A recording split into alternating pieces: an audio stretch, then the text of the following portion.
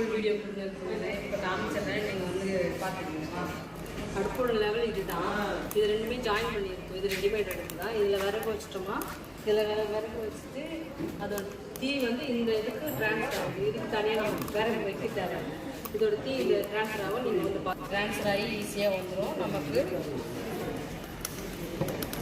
இதோட புகை ஃபுல்லாக நமக்கு இந்த பைப் வழியாக நமக்கு வெளியில் போகிறதுக்கு ரெடி பண்ணியிருக்கோம். அந்த புகை வெளியில் போட்டாலும் நமக்கு இந்த கண்ணி எரிச்சல் மெயினாக இருக்காது. கண்ணி எரிச்சல் இருக்காது, கறி அதிகமாக பிடிக்காது, வெளியில் புகை வராது, சுத்தமாக புகை வராது. பாருங்கள், இப்போ நீங்கள் பாருங்கள் தெரியும் உங்களுக்கு.